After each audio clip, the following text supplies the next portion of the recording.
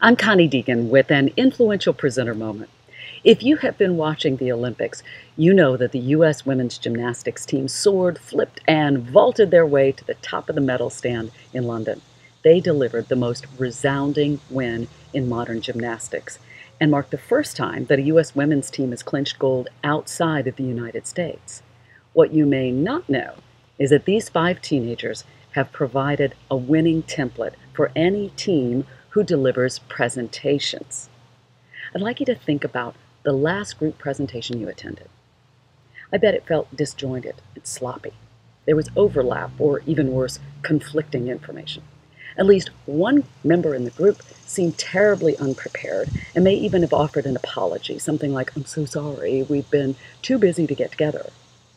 The team wasted your time delivering a half-baked presentation.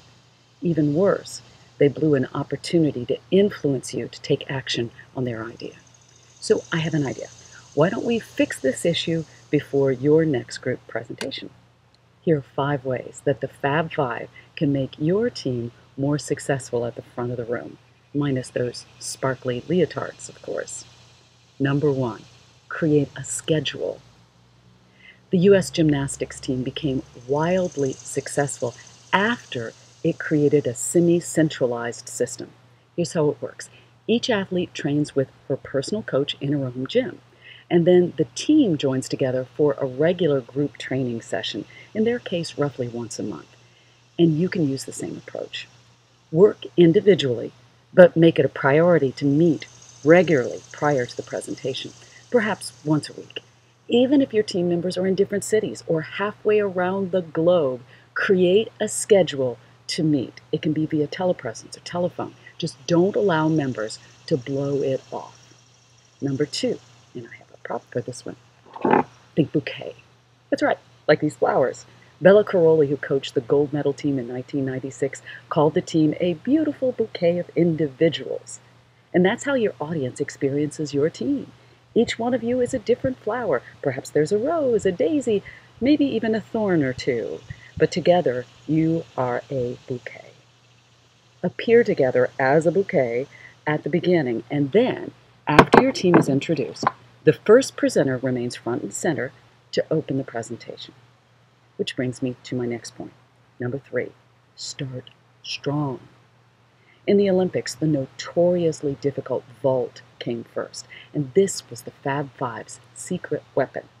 Their strategy was to rocket down that runway and rack up high numbers to create a cushion in their score, and it worked. They built a buffer heading into their weakest event, the uneven bars. You can use this strategy with your group. Lead off with your strongest element. Front-load your presentation with the material and the team member who resonates best. Today's audiences are impatient. They're very demanding. They're quick to tune out. You must nail the open so they don't start fiddling with their electronics. Number 4, own your role.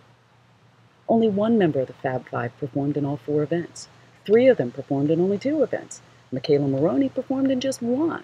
Her role was to make it the best vault of her career in order to rack up a huge lead. Maybe you noticed that the team captain, Aly Raisman, sat idle for an hour because her 2 events were last. Each member of your team should play to their strengths. Do not make the mistake of divvying up your presentation as if it's equal slices of a pie. Might as well just put a banana peel on a balance beam if that's your approach, because some of you are going to have bigger roles than others, depending upon your specialty and the audience's needs. One member may be there only to handle technical Q&A, for example. And number 5, stick the landing. Captain Aly Raisman's floor routine was the team's exclamation mark. She nailed it and cemented a very plump 5-point margin. You can do the same thing. End with a bang, not a whimper. Most presentations end with Q&A, so plan how you're going to stick it. Know who's going to handle what type of questions. But don't end there. After Q&A, your team caption should reclose the presentation with a specific call to action. If you'll do these 5 things, you will fly high. While your team may not end with medals around your necks, you will influence your audience. You'll make things happen. And that is pure gold. I'm Connie Deacon. See you next time.